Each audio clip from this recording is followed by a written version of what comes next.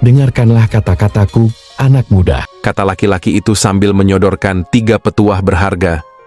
Yang pertama, ketahui siapa dirimu sebenarnya, pahami kekuatan dan kelemahanmu. Itu adalah kunci untuk menemukan arah hidup yang benar.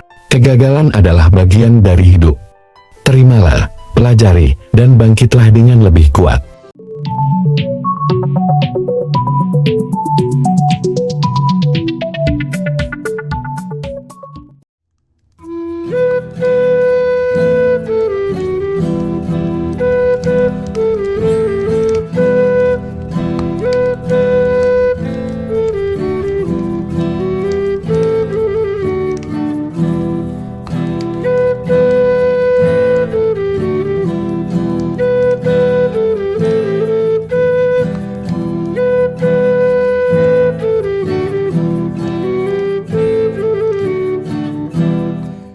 Bagaimana seharusnya ya memecahkan masalah yang muncul di antara jemaat?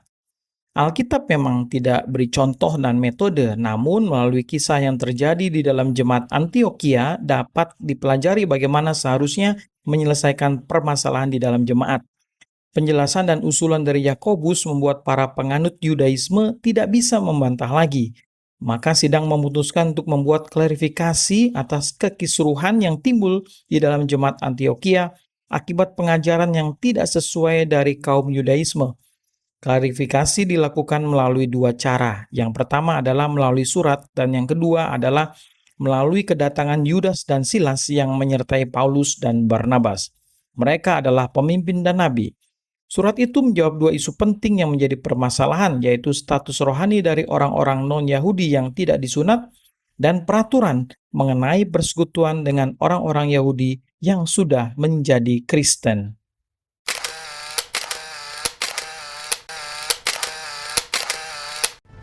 Di sebuah kota kecil yang teduh, terdapat seorang pemuda bernama Rifki. Hidupnya yang penuh dengan liku-liku membuatnya terjebak dalam lingkaran frustasi. Rifki berjuang mencari pekerjaan, hubungannya dengan keluarga retak, dan dirasakannya kehampaan dalam lingkungan pertemanannya. Sungguh, hidupnya terasa seperti badai yang tak kunjung mereda. Suatu hari, Rifki duduk sendiri di taman kota, merenung dalam keheningan. Tiba-tiba muncul di hadapannya seorang laki-laki dengan wajah penuh kedamaian. Laki-laki itu melihat kegalauan yang terpancar dari mata Rifki, memutuskan untuk duduk di samping Rifki.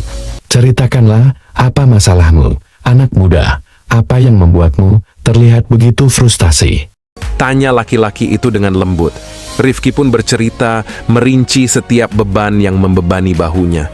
Laki-laki itu mendengarkan dengan penuh perhatian, lalu tersenyum sambil berkata, Hidup selalu memberikan ujian, namun setiap ujian itu sebenarnya adalah kesempatan untuk tumbuh. Tak ada masalah besar jika kita mampu melihatnya sebagai peluang untuk belajar dan berkembang. Mendengar kata-kata laki-laki itu, Rifki merasa ada sinar harapan yang menerangi kegelapan hatinya. Laki-laki itu menceritakan kisah hidupnya yang penuh perjuangan, bagaimana dia melalui masa-masa sulit dan menemukan kekuatan batin untuk bangkit. Sekarang, dengarkanlah kata-kataku, anak muda. Kata laki-laki itu sambil menyodorkan 3 petuah berharga. Yang pertama, ketahui siapa dirimu sebenarnya, pahami kekuatan dan kelemahanmu. Itu adalah kunci untuk menemukan arah hidup yang benar. Kegagalan adalah bagian dari hidup. Terimalah, pelajari, dan bangkitlah dengan lebih kuat. Yang kedua, jangan ragu untuk meminta pertolongan dari orang-orang terdekatmu. Terkadang, solusi ada di tangan mereka. Yang ketiga, jangan terpaku pada masalah besar. Bagi permasalahan itu menjadi tujuan-tujuan kecil. Setiap langkah kecil akan membawamu mendekati perubahan besar. Rifki terinspirasi oleh kata-kata bijak sang lelaki itu. Ia mulai membuat perubahan dalam hidupnya.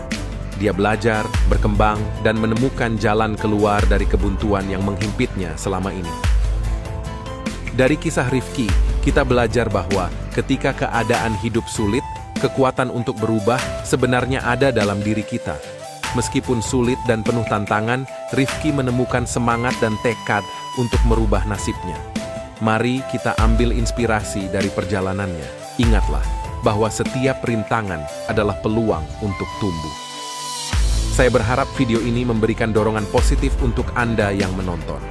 Teruslah berjuang, temukan cahaya di tengah kegelapan, dan percayalah bahwa perubahan bisa dimulai dari diri kita sendiri.